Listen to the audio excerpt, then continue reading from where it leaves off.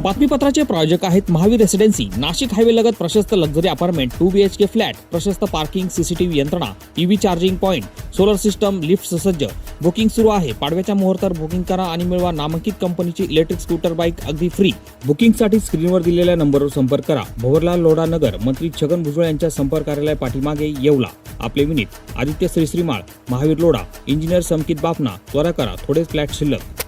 द्यायला नकार दिलाय आणि दुर्दैवाने ही निवडणूक बिनविरोध होऊ शकली. तर काही आपण काय बारामती पोटनिवडणुकीमध्ये काँग्रेस पक्षानं पाठिंबा दिलाय, मात्र सॉरी माघार घेतली, मात्र पाठिंबा द्यायला नकार दिलाय आणि दुर्दैवाने ही निवडणूक बिनविरोध होऊ शकली. मी सर्वप्रथम जे आहे काँग्रेस पक्षानं जे आहे बारामतीच्या या निवडणुकीमध्ये माघार घेतली त्याबद्दल त्यांचे मी खूप खूप आभार मानतो. त्या संदर्भात प्रयत्न तर सुरू होते. स्वतः उपमुख्यमंत्री सुनेत्राताई त्यासुद्धा खरगे साहेबांशी बोलल्या. त्यानंतर आमचे काही आमदार मंत्री हे हर्षवर्धन चप्पाळजी अध्यक्ष आहेत महाराष्ट्रातील, त्यांच्याकडे गेले. मी स्वतः त्यांना फोन केला, त्यांना विनंती केली आणि मग त्यांनी जे आहे त्या विनंतीला मान देऊन त्या निवडणुकीतील माघार घेतली. त्याबद्दल काँग्रेसच्या नेते सोनिया गांधी, राहुल गांधी, खरगे साहेब, हर्षवर्धन त्या सगळ्यांचे आणि ज्यांनी माघार घेतली ते उमेदवार त्या सगळ्यांचे मी पुन्हा एकदा आभार मानतो. आता एकदा त्यांनी निवडणुकीतून माघार घेतली याचा अर्थ असा आहे की त्यांनी रस्ता तुम्हाला मोकळा करून दिलेला आहे. त्यामुळे साहजिकच ही मतं जे आहेत आता सुनेत्राताई पवार यांच्या घड्याळावर जी आहे ती मतं पडणार आहे. आता लेटेस्ट मला काही माहिती नाही, परंतु जय पवार जे आहे ते स्वतः बारामतीमध्ये बसून लोकांची समजूत काढून अनेक जणांच्या उमेदवारा मागे घेण्यासाठी त्यांनी प्रयत्न सुरू होते. कार्यकर्त्यांनी प्रयत्न सुरू केले. साधारणपणे मला असं वाटतं मी 1:30च्या दरम्यान त्यांच्याशी बोललो. तोपर्यंत जवळपास 18-20 लोक ज्यांनी उमेदवारी दाखल केली होती त्यांनी माघार घेतलेली होती आणि त्यानंतरही ती प्रक्रिया जी आहे ती सुरू होती. एकूण काय तर मोठे जे पक्ष ज्यांना आपण म्हणता येईल राज्य व्यापी किंवा देशव्यापी आहे, काँग्रेस देशव्यापी आहे, त्याची सगळेच आहेत. काँग्रेस आहेत, पवारसाहेबांनी आणि सुप्रियाताईंनी तर सुरुवातीलाच जाहीर केलं की आम्ही काही उमेदवार उभा करणार नाही. उद्धवजी ठाकरे यांना स्वतः सुनेत्राताईंनी फोन केला. त्यांनी सांगितलं की यावेळेला निश्चितपणे आम्ही तुमच्या बरोबर आहोत. मी स्वतः बोलून मी येतो तुमच्याकडे, काहीच आवश्यकता नाही, या कामासाठी तरी नको, कारण अगदी मनमोकळेपणाने आम्ही तुमच्या बरोबर आहोत. काँग्रेसचा मुद्दा होता तो सुद्धा आता सुटलेला आहे. BJPचे जे आहेत नेत्यांनी सुद्धा पाठिंबा दिला. मुख्यमंत्री स्वतः पाठीशी उभे राहिले. एकनाथराव शिंदे फॉर्म भरण्यासाठी आले, चंद्रशेखर बावनकुळे फॉर्म भरण्यासाठी आले, रामदासजी आठवले यांनी पाठिंबा दिला, जानकर यांनी पाठिंबा दिला, ठाके निवडणुकीला उभे राहणार होते त्यांनी माघार घेतली. एकूणच काय की सगळ्यांनी जवळपास जे आहे पाठिंबा दिलेला आहे आणि त्यामुळे मी या सगळ्यांचीच मी आभार मानतो. तर निवडणूक सुनेत्राताई यांच्या महिलांच्या आरक्षणाची योजना केली, काय वाटतं तुम्हाला यातून फायदा होतो? प्रधानमंत्री मोदी साहेबांनी लोकसभेमध्ये म्हणजे वैधानिक मंडळामध्ये महिलांना तुमच्या भगिनींना आरक्षण देण्याचा मुद्दा काही वर्ष जे आहे त्यांनी चर्चेला आणला होता आणि त्या संदर्भातला जो आहे फायनल निर्णय जो आहे आता येत्या 2-3 दिवसामध्ये लोकसभेमध्ये सर्व पक्षांच्या बैठकीमध्ये होणार आहे. या संबंधित मी एवढंच सांगेन की महात्मा ज्योतिराव फुले यांची 200वी जयंती देशभर साजरी करण्याचं मोदी साहेबांनी सुद्धा जाहीर केलं. राज्य सरकारमध्ये फडणवीस साहेब सुद्धा त्याबद्दल प्रयत्नशील आहेत.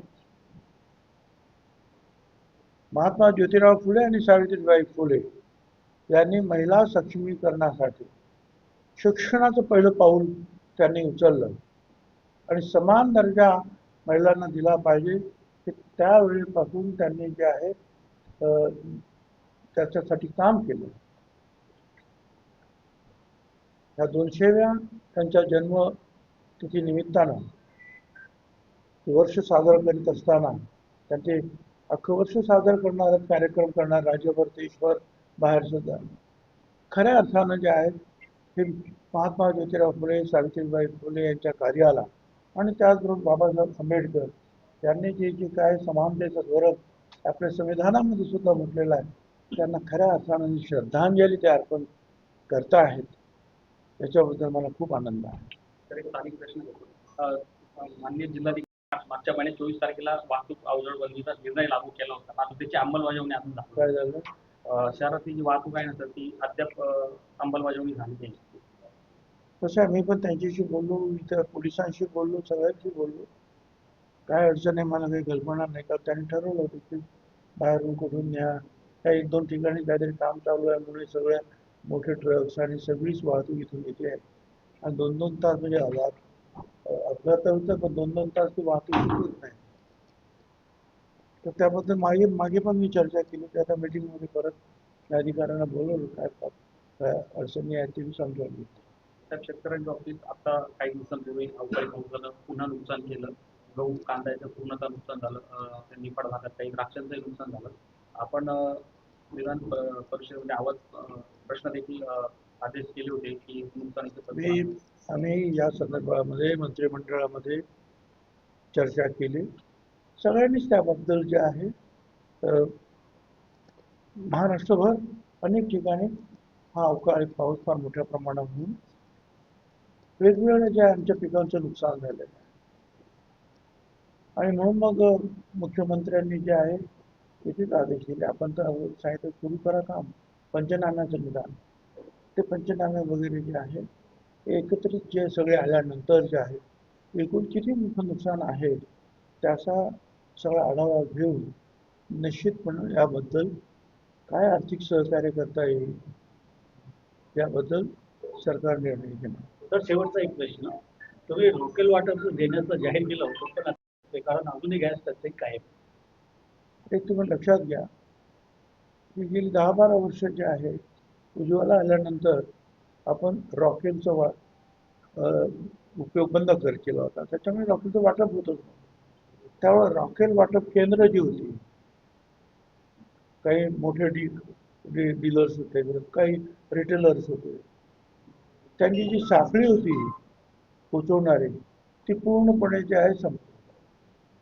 त्यामुळे पुन्हा आम्ही आता सगळ्यांना जिल्हाधिकाऱ्यांना कळवलं मुंबईपासून सगळ्यांनाच की अशा जी काही केंद्र असतील त्यांनी जे पुढे आले तर त्याचं ताबडतोब पुनरुज्जीवन त्यांचं जे काही ते परमिशन वगैरे त्याचं लायसन्स वगैरे वगैरे वगैरे आहे त्याचं हे ताबडतोब हे मंजूर झालं असं जाहीर केलं. त्याच्यासाठी थांबायचं नाही. काही अर्ज पडलेले होते आम्ही सांगितलं हे मंजूर.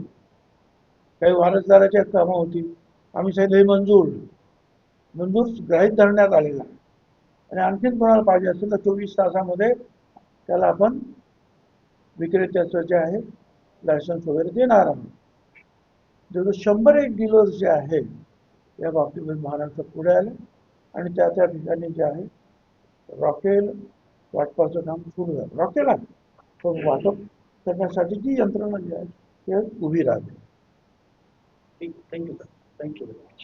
धन्यवाद सर.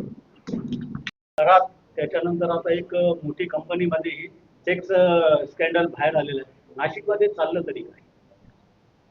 त्या खराब नाही खरोखरच नाशिकचं नाव खराब करून टाकलेलं आहे आणि त्याच्यामध्ये आता हे एक काहीतरी कुठच्या तरी कंपनीचं सुद्धा आम्ही मीडियामध्ये वाचलो. नाशिकच्या पवित्र्याला म्हणून आपण किंवा पहिल्यापासूनच कुंभमेळा इथे होतो, गोदावरी तिथे आहे, मध्ये रामकुंडामध्ये जगातून लोक येतात अस्थि विसर्जनासाठी. या सगळ्या भाविकांना कुठेतरी धक्का लागल्यासारखं वाटायला लागलं की हे जे आहे अशा गोष्टीमुळे जे आहे लोकांच्या मनामध्ये जे आहे एक वेगळी भावना निर्माण होते, तुच्छतेची भावना निर्माण होते. परंतु नाशिकची जनता जी आहे त्या जिथे जिथे अशा काही गोष्टी असतील त्या गोष्टी निश्चितपणे त्याचं समाजात पोलिसांना बरोबर घेऊन करते आणि हे असे काय उद्योग कुठे चालले असतील तर निश्चितपणे बंद होतील आणि नाशिकचं जे आहे पावित्र्य जे आहे कायम राखण्यासाठी सगळे प्रयत्न करतात. तर याच्यातले जे आरोपी आहेत त्यांना मागणी दिली जाते आणि आता जी एक म्हणजे हायटेक कंपनी आहे, मोठी कंपनी आहे, त्याच्या धर्मांतरापासून तर मुलींचे वेगवेगळे दबाव आणून प्रयत्न करण्यात आलेला आहे. दुसरं का घराच्या बाबतीतही असंतोष प्रचंड आहे. काय तुम्ही सांगाल यांना, या अशा लोकांना कशी शिक्षा व्हायला पाहिजे?